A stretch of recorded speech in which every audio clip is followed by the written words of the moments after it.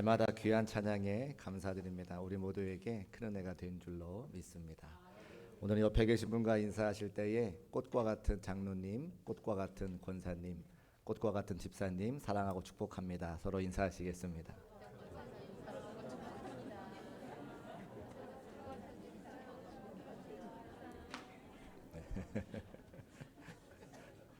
왜 꽃과 같다고 하는지 아세요? 혹시? 교회 오는데 꽃이 폈기 때문입니다. 날씨가 따뜻해서 뉴스에 보니까 2주나 빨리 벚꽃이 피었다 이런 이야기 하는데, 우리 사랑하는 성도님들이 교회 오실 때에 꽃을 좀 보셔야 되는데 못 보시고 교회만 보시니까, 하나님께서 교회도 창조하셨지만 아름다운 자연도 우리 각자에게 허락하신 거거든요. 꽃이 필 때마다 하나님의 창조의 위대하심을 바라보고 찬송하고 영광 돌려드려야 되는데, 우리는 예배드리는 것에만 집중하다 보니까 놓치는 것들이 많아서 꽃과 같다 이렇게 말씀드렸습니다. 제 말이 맞습니까? 맞습니까?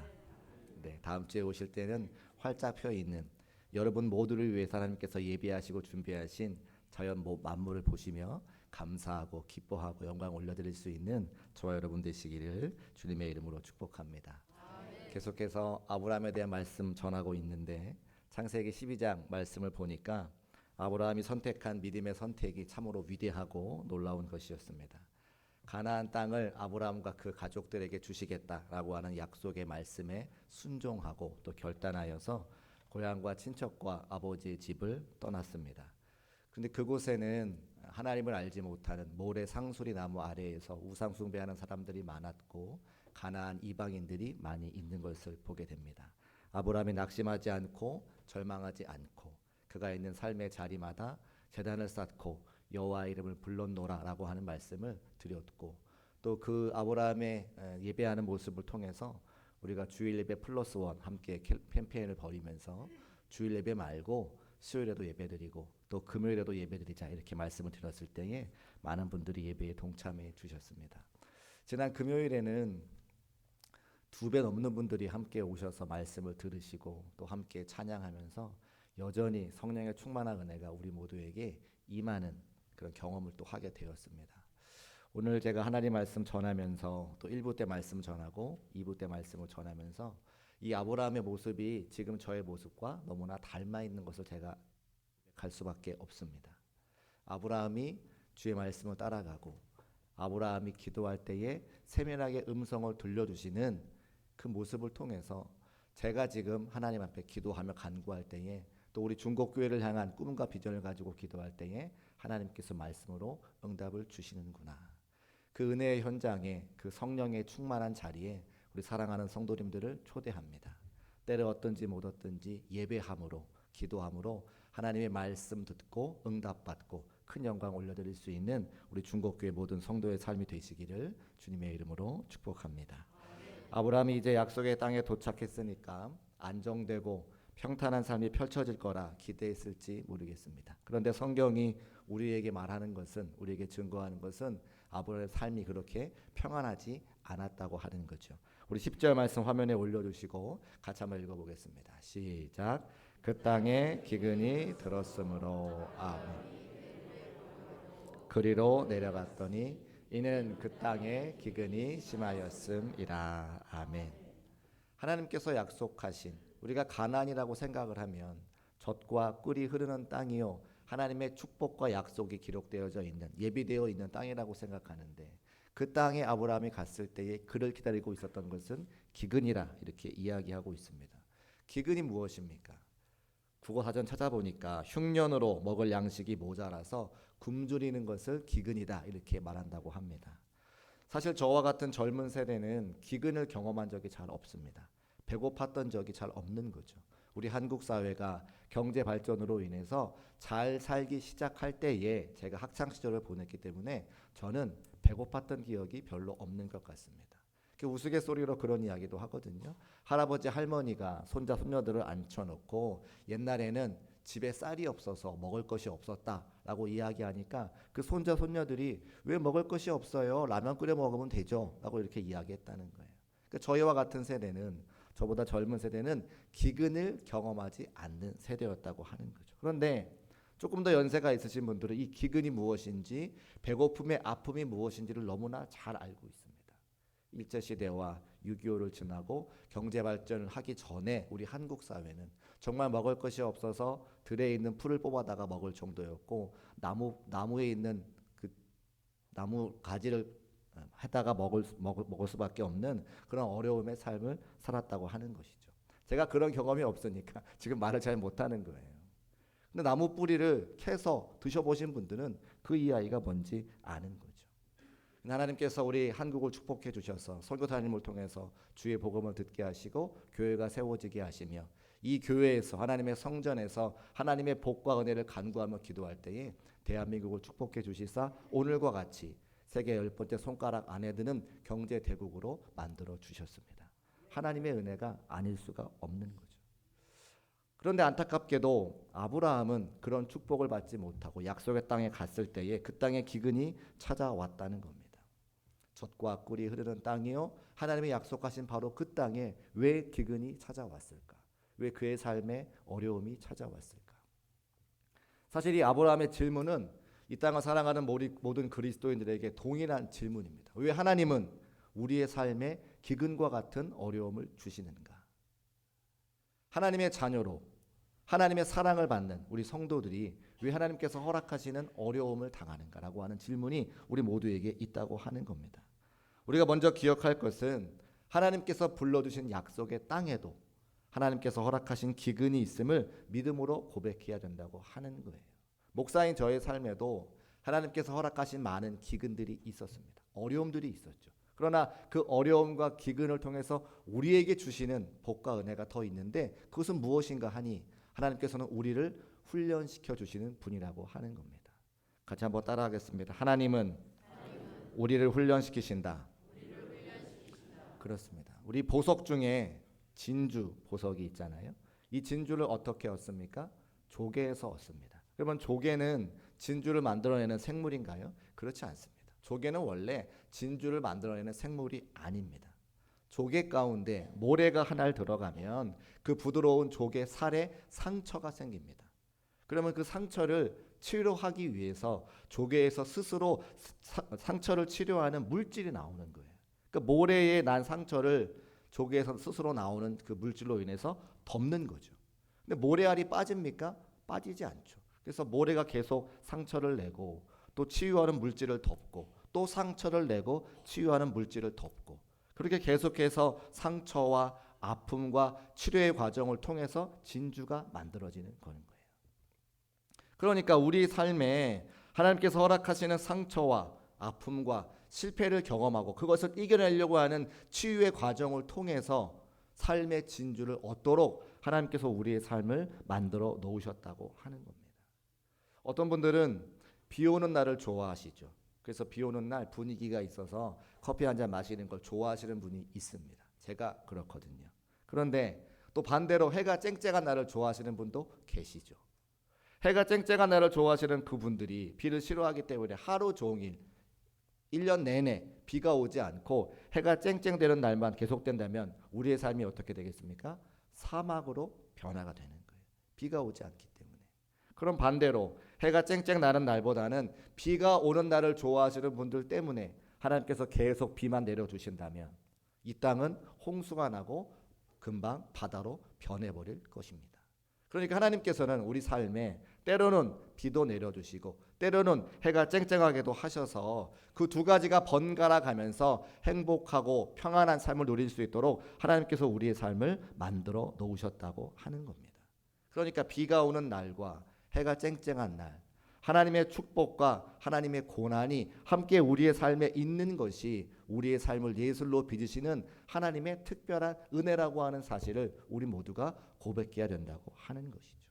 마찬가지로 아브라함의 삶에서도 하나님께서 더 큰 은혜와 사랑과 축복을 주시기 위해서 기근이라고 하는 하나님의 훈련의 과정을 아브라함이 지나가게 하신다고 하는 거예요.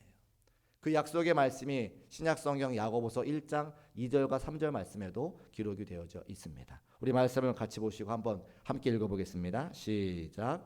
내 형제들아 너희가 여러 가지 시험을 당하거든 온전히 기쁘게 여기라.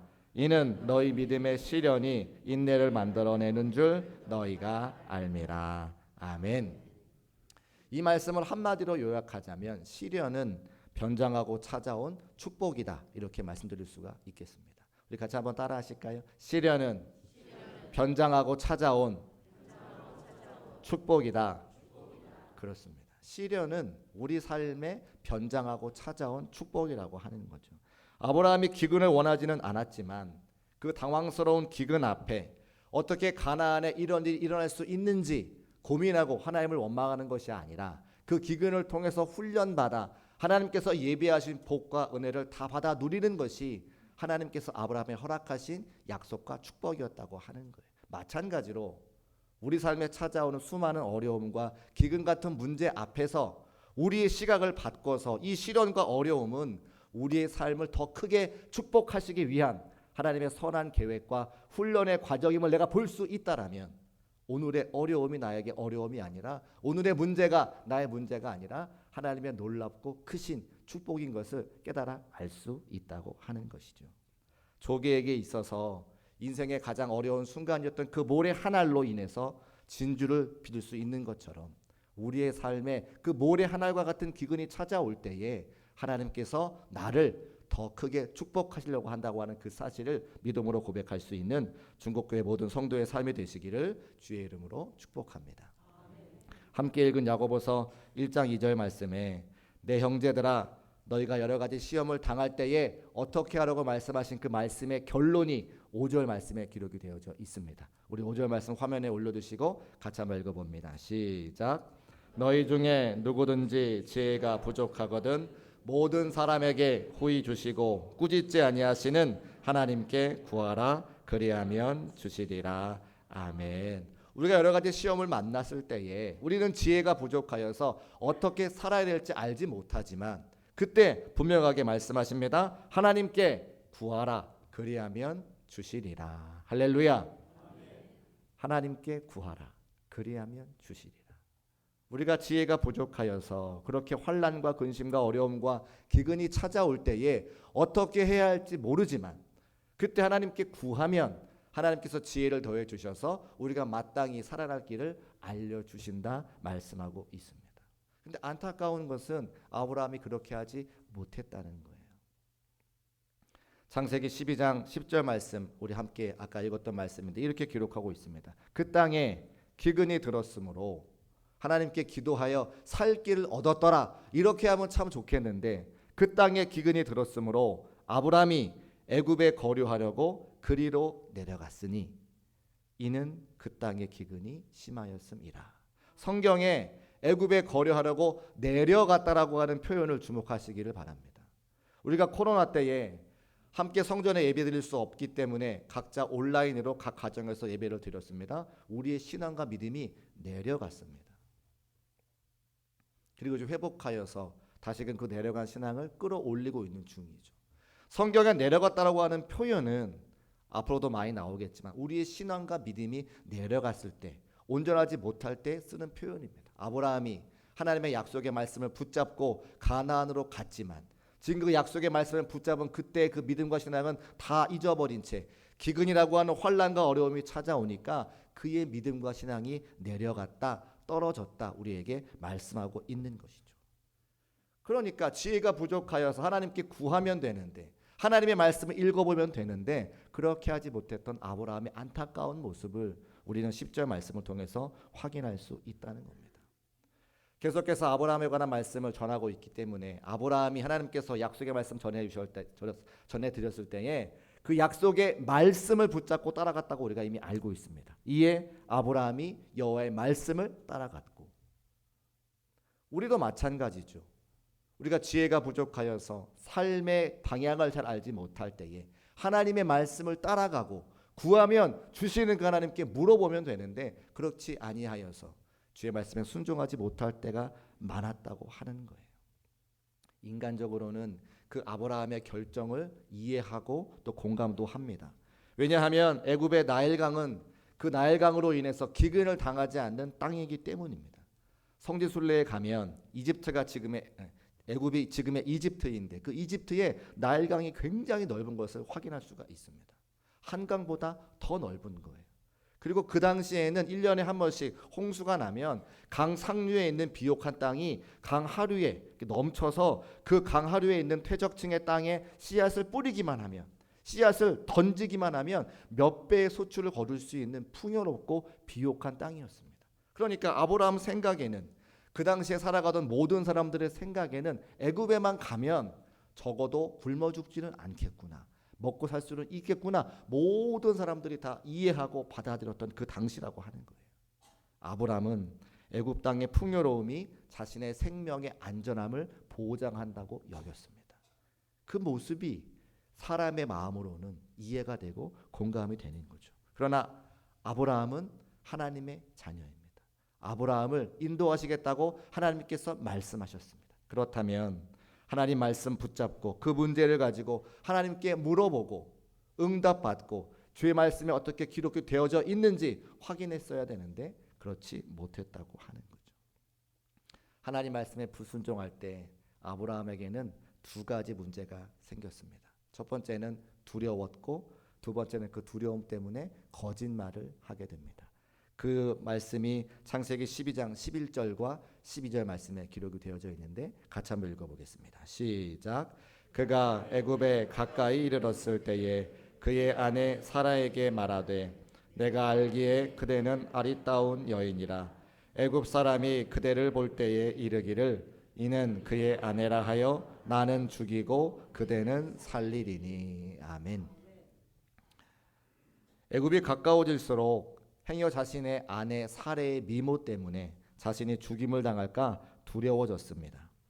가나안에 머물면 기근으로 죽을 수밖에 없겠다 판단하여 애굽으로 내려갔는데 애굽이 가까워지면 가까워질수록 나는 지금 나그네의 삶이기 때문에 내 아내를 취하기 위해서 내 목숨을 빼앗아갈까 봐 더 걱정하고 염려하고 근심하는 아브라함의 고백을 들을 수가 있는 것이죠.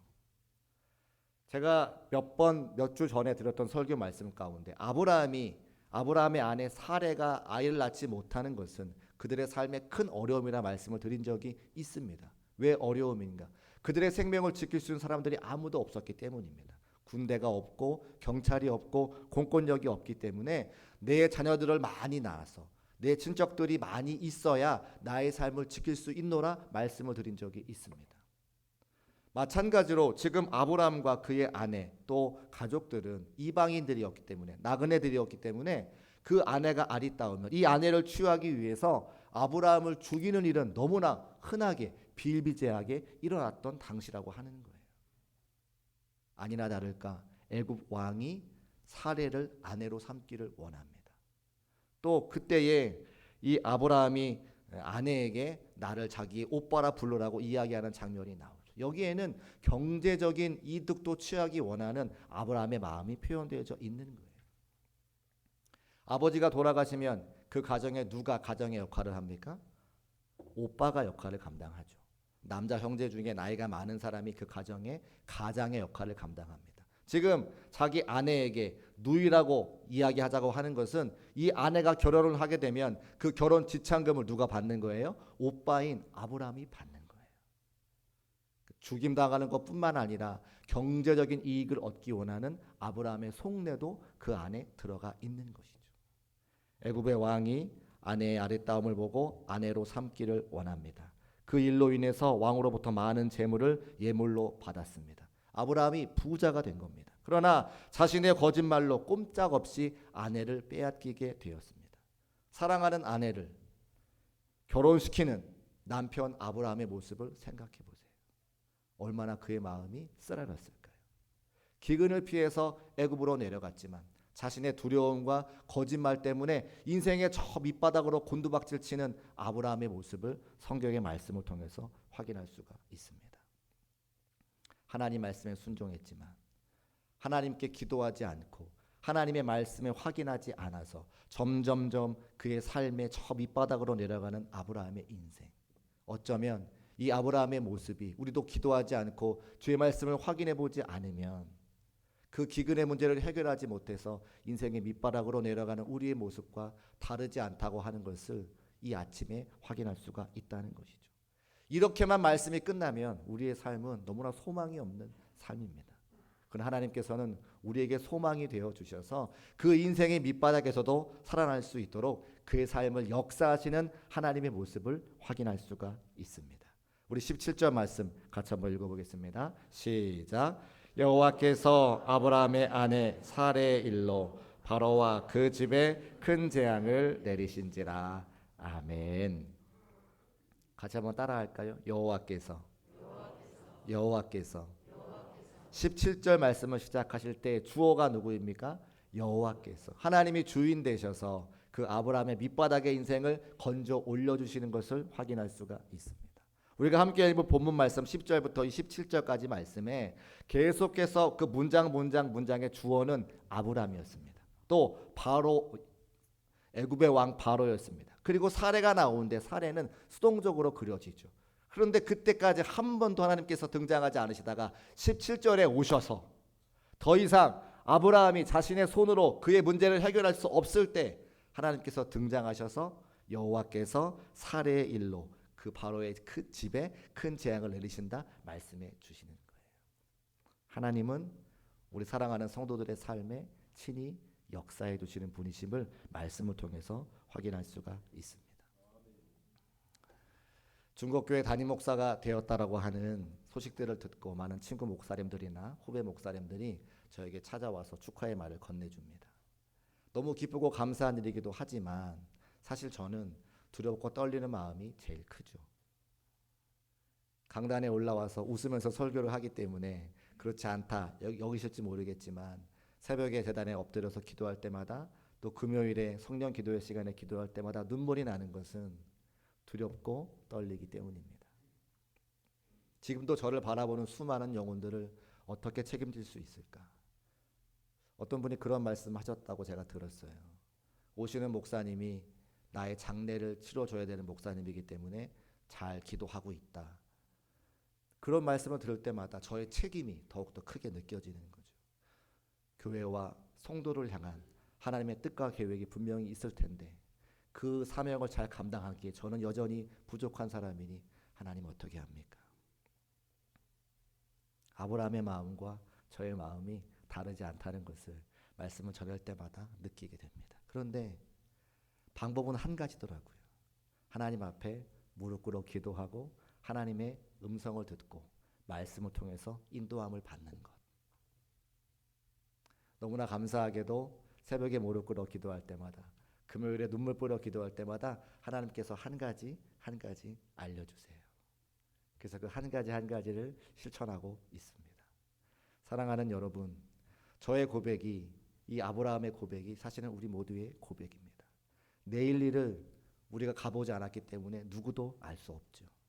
가보지 않은 길이기 때문에 우리는 두려워하고 떨립니다. 그리고 거짓말도 합니다.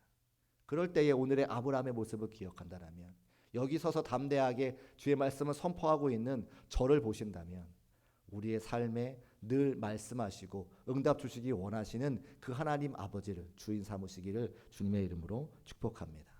아브라함이 아무것도 할 수 없고 약속의 위기가 왔을 때에 하나님께서는 우리가 상상도 할 수 없는 그 방법으로 아브라함을 다시 살려주시고 세워주십니다.